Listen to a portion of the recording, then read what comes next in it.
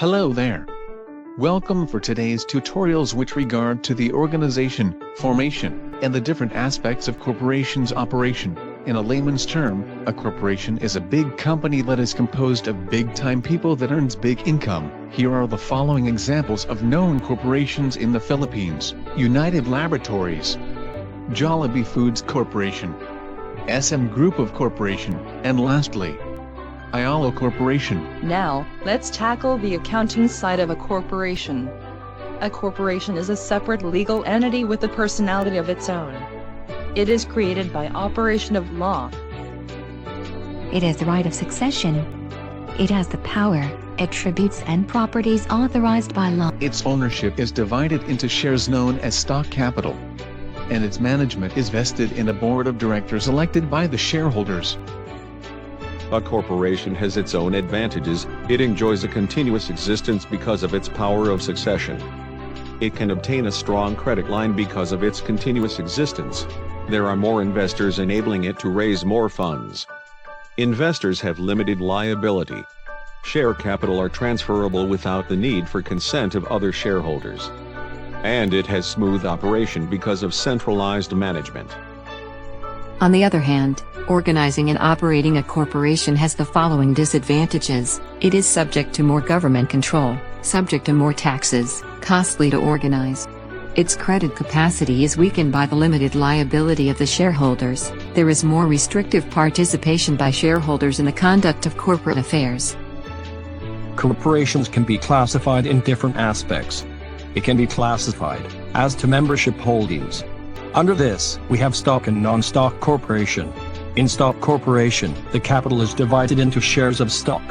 In non-stock corporation, capital comes from fees. Classified as to purpose, we have public corporation, private corporation, and quasi-public corporation.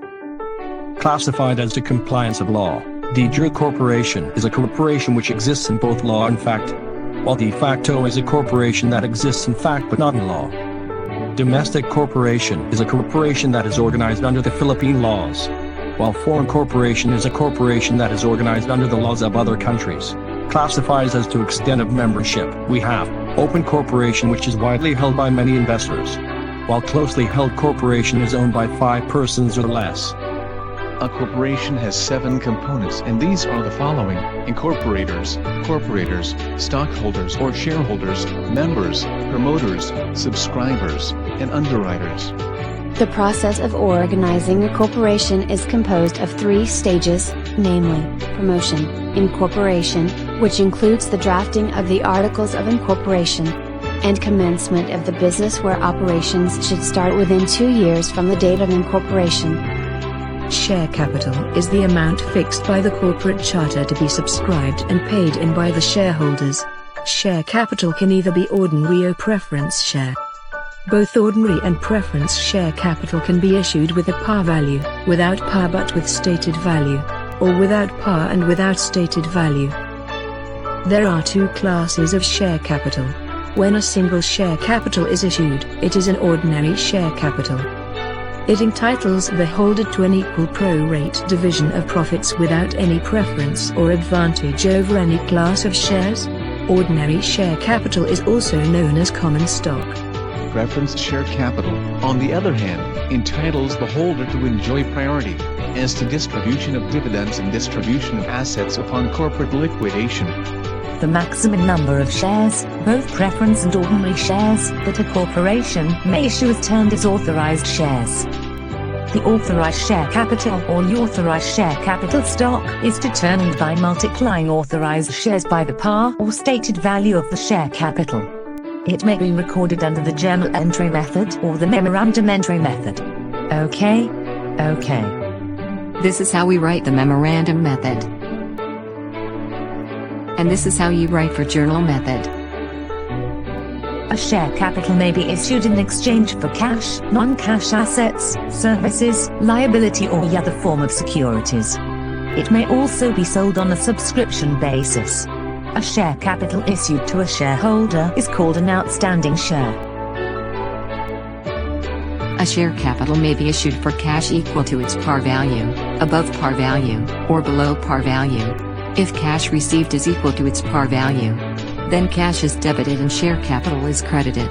If the share capital is sold or issued above its par value, cash is debited for the amount received, share capital is credited at par value, and share premium or paid in capital in excess of par is credited for the excess of cash received over par value.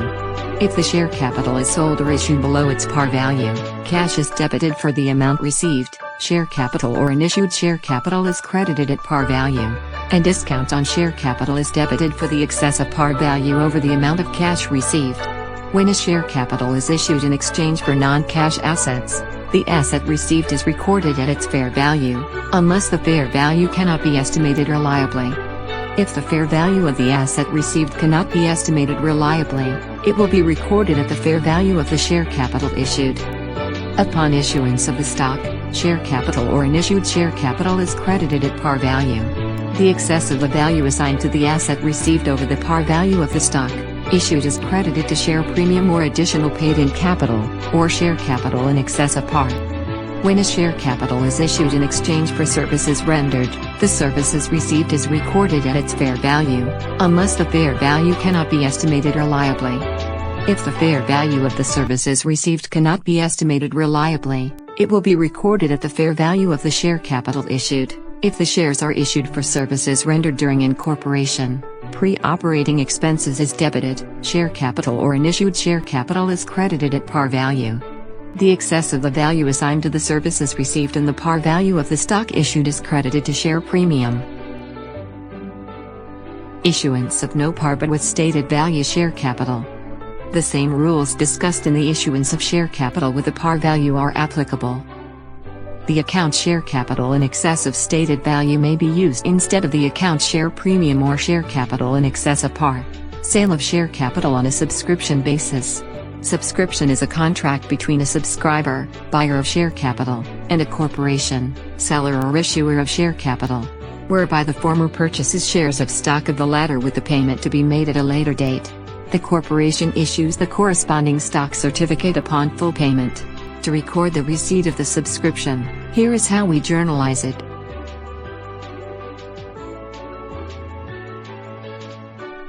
This is how we journalize the collection of subscription from subscribers.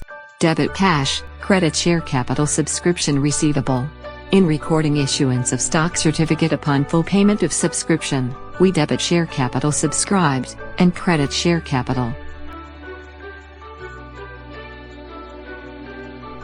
When a no par, no stated value stock is issued for cash, cash is debited and share capital is credited for the value of the cash consideration received. When a share capital has no par value and stated value, the value assigned to the consideration received is the same amount credited to the share capital account. Upon issuance of the shares, share capital is credited for the value assigned to the asset received.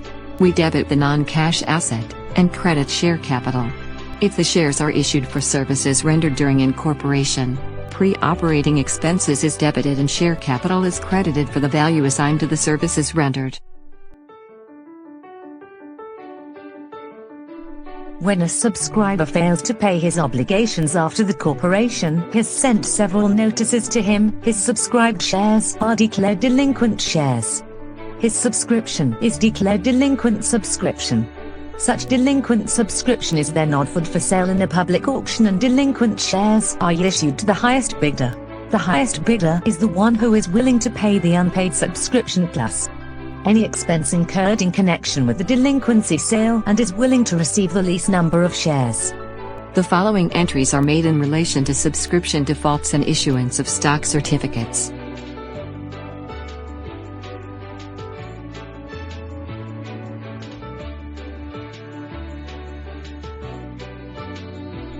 If there is no bidder, all the delinquent shares will be used in the name of the corporation.